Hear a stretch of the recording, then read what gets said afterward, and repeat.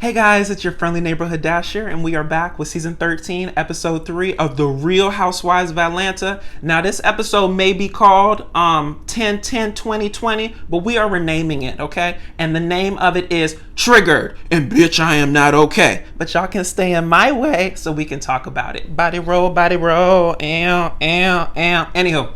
Episode opens up with Portia. I'm silly today. It's early. I have so much energy in the morning when it's early. By the time it gets to the end of the day, I have nothing for no one. So let's just get through this video and try to stay on task. So the episode begins with Portia and her activism work. I don't really have much to say about it. I think I covered a lot of Portia and her activism work in the first 2 episodes. So all I have to keep saying is, girl, keep fighting the good fight for our people and keep it going. Next, we move over to Drew and Ralph. And Drew and Ralph are really the people that have me triggered in this episode, y'all. Like, when I was watching their interactions, it had like the goosebumps on my arm just tingling, because it just feels like Drew is our good girlfriend and we just see her life about to spiral out of control with this crazy man. And all we can do, girl, is just watch. It just seemed like from the last episode, where it was this big blow up with them at the table, that they would at least address what happened. But they do what a lot of couples do, which is just getting past it or just glossing over it and just suppressing the emotion. And sometimes that's good, so that you can just, focus on what else you have to do in your life. They have kids and a household that they have to maintain. But other times, it might be good to just talk about it, which we see later in the episode. But I'm still triggered and we're still going to talk about it.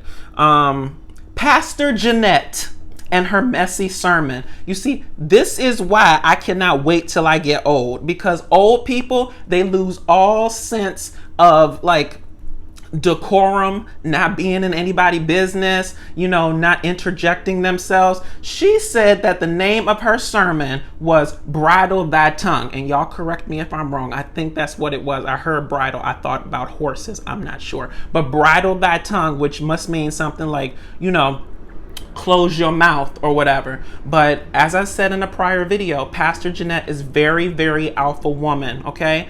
And Drew's husband is very, very alpha male. So those two are just going to keep going at it. And Drew's just going to be stuck in the middle. And that's how it is. Really not much more to say about that. I wish them well. Maybe once COVID is over and her mom can go back to her house, it might get a little bit better, because it seems like the tensions in the house are basically rising because they're all together and the mom is literally a party to all the drama that's going on. And that can't ever be an easy place to be. Moving on to LaToya and Kenya hanging out. Y'all, I need somebody to tell me, why is it that Kenya and LaToya are just so good together? Like, I feel like there's a piece that we're missing. Like, they might have known each other beforehand, or they just have some connection other than the whole, I'm separating from my husband, I'm divorcing mine, we're bonding on those sort of like mutual life experiences. Like, they are so cute together, to the point where I'm trying to give them like a couple's name. And so I have a couple suggestions. Y'all let me know what you think. The first one, church, is La Kenya, which I do like. It's, LaToya's first name and then Kenya, so La Kenya. But the one that I really feel is my front runner is Kentoya, because Kentoya reminds me of my girl around the way. Kentoya! It's me. Yeah, I'll talk to you later. Yeah, so I'm thinking I'm about to go with Kentoya, because it just seems, ghetto fabulous, and I like stuff like that. But I think LaToya is really good for Kenya in this time, as she's getting her confidence back up from this man who's basically decimated the way she feels about herself at times. And she's trying to get back to the Kenya that we know. And that's what your girlfriend is supposed to do. She's supposed to come over, build you back up, bring a camera so she could take, booty pics of you and, regular pics of you to find you a new man with money that can take care of you and, put a dip in your back or whatever you want right now. Anywho, we then move to Kenya, Cynthia, and Candy working out. I would love to have a friend that has a tennis court that we can just convert to a a little gym arena, bring our trainers in and get it together. But I totally understand about the whole gaining weight during COVID. I've done it too. I tried to do a 21-day cleanse. I'm pretty sure that it worked out because I did lose. I think I lost, it was almost like 10, 12, it might have been 9 pounds. Like, I'm trying to add to it. But, you can get a little bit thickums in quarantine. You're not working out. I used to work out like 4 to 5 days a week religiously. Like, that's what I did. And now I'm not really even doing my like daily push-ups and crunches and stuff. The most I will do is walk up the flights of stairs because I feel like that's going to tone my booty and it's just going to work out for, other things in my life too. But what I really want to talk about at this point is Cynthia and the whole, will I get a prenup? Will I not get a prenup? Listen, you need to listen to Kandi and Kenya. They know what they talking about, okay? That damn prenup conversation nearly ruined Kandi and Todd's marriage. So to me, the first thing I would discuss with a potential mate is how much money you got, how much money I got, and then it would basically be, what I brought into the relationship, I'm keeping. What you brought into the relationship, you can keep too. And then what we build together, we can split down the middle. And I think that's the easiest situation to go through. I ain't counting Cynthia money. I ain't counting Mike's money. I don't know who got more money. All I know is that y'all need to have that conversation sooner rather than later, because the longer you stretch it out, the harder it's going to be. We then moved to Tanya, Portia, and her sister. It was really nice seeing Tanya. Tanya is just like a breath of fresh air. I swear, I have Canadian cousins, and I can definitely attest to the fact that they are the happiest people that you will ever meet. If reincarnation is real, I want to come back as a Canadian so I could be happy in my life, sunshiny, and bring in like joy and delight and, kiss the emotion of kissing babies to everyone's life. I feel like that's what Tanya gives me. But it was nice seeing her. She got a little bit thickums, but everyone did in quarantine, but it's a good thickums.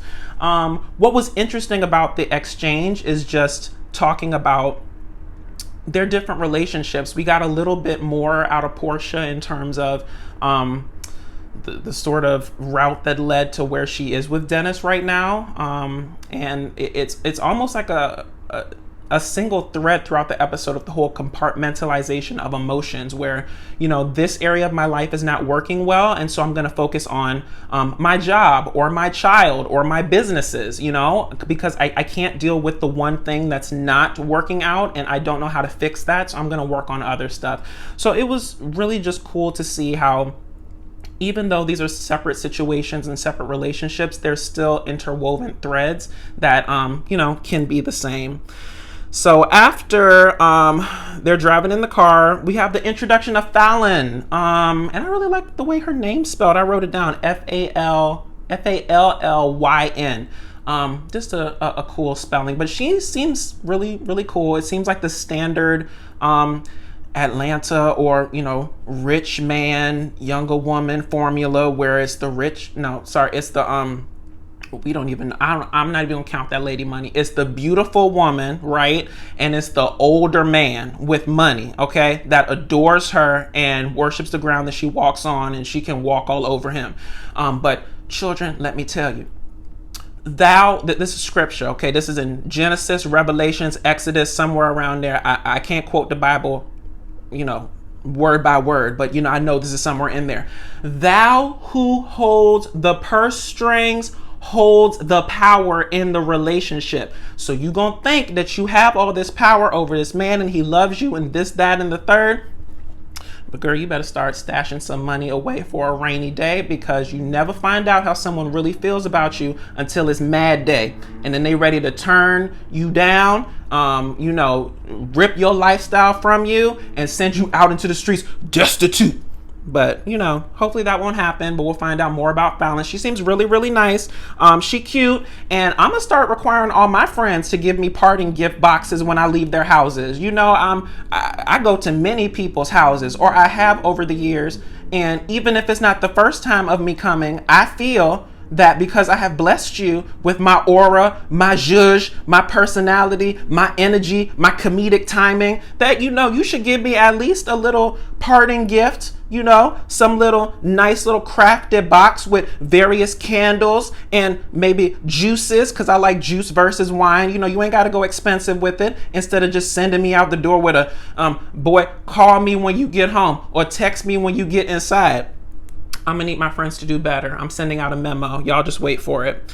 Then we go to Ralph and Drew moving, which this is the part of the episode that triggered me so much, you guys, because it just really, really seems to me like Ralph and Drew are both very strong personalities, but you can obviously see Ralph is the more domineering alpha male. But I really feel like Drew is an alpha female too. It's just that because Ralph's energy is so strong, like it's just easier for her to be submissive in the role. But you sort of start seeing the cracks in the foundation and how she's still trying to get her point across to this man who just seems to be like shutting her down, not in an overt way, but sort of in like, especially the part where they were talking about the house and Drew wanting to be involved in the process of it. Like, what happens like after the sale agreement? Like, what happens at closing? What do we need to bring? What's our contribution to it? What's their contribution to it?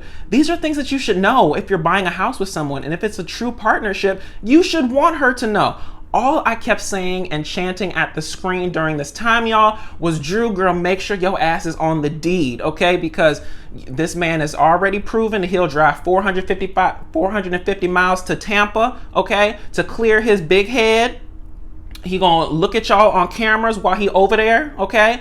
And, he gonna disappear on a whim. So if he trying to bamboozle you into this dream house and try to just, send you in with rose-colored glasses and you don't know how you ended up from one house to the next in the process therein, girl, you gonna have to do something.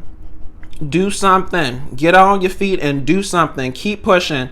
I really, really liked how Drew suggested that they go to therapy. Therapy is very helpful. Speaking as a person who goes to therapy myself, it's very, very good to get a person who is external to the situation and get their opinion, because objectivity gives you a very unique perspective on someone's life.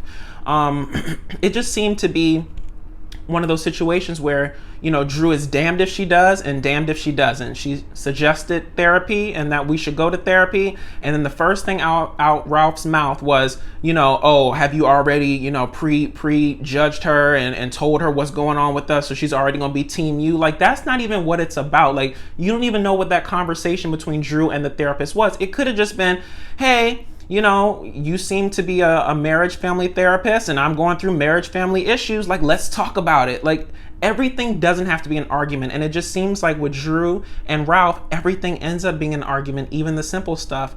I think Drew did say this while they were in the car. Like, she's basically damned if she does and damned if she doesn't. But y'all gonna have to work that out. But Drew and Ralph have so much drama that, girl, y'all gonna be the focal point of this season, because it's interesting drama, but it's also sort of train wreck drama, because you just hope that it's not leading up to something that's gonna be bad for the both of them and their family. But we shall see. And then lastly, y'all, is just Cynthia and this wedding venue. I'm gonna be Cynthia and Mike's therapist, because I see both sides of the situation. Mike is like, are you marrying me or are you marrying the date? Because if you're marrying me, then it doesn't matter where we get married on 10/10/2020. But Cynthia has told her mother, her brother, her secretary, the person down the hallway, her hairdresser, all y'all on social media, she has locked y'all into this 10/10/2020 date in her mind, and nothing that anybody says to the contrary is going to help the situation. That's why she's so triggered every time something comes into conflict with that 10/10/2020, because that's literally what she has in her mind. This is the date that's going to reverse my bad marriage drama from the past, and it's going to be a new beginning with me and my and her man. And so, do I think that she loves Mike? Yes. Do I think that she loves the idea of the wedding a little bit more? Currently, yes. And it didn't help matters that her sister Mal was there, and she was the voice of reason, but because she was the voice of reason, she was on Mike's side, because in the situation, Mike was the voice of reason.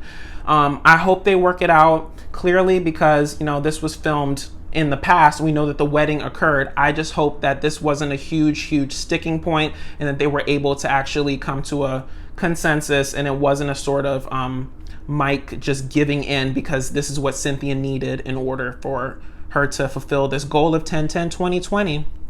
I don't know, y'all. It was just a little bit painful to watch, but you know, that's how it goes sometimes. Marriages and the process to get there aren't always rosy, and this show is basically giving us a lead into that. Anywho, y'all, that's really all I have to say on it. And if you liked what I had to say, please feel free to like, comment, and subscribe. Give me helpful feedback, because I can only get better if y'all let me know. For real though. It's like 1:51. I don't know why I'm acting like it's like 6 a.m., but it's fine. Anywho, I will talk to y'all later, and until we meet again, bye! Ting! I have to work on like an exit thing. I don't know. Bye!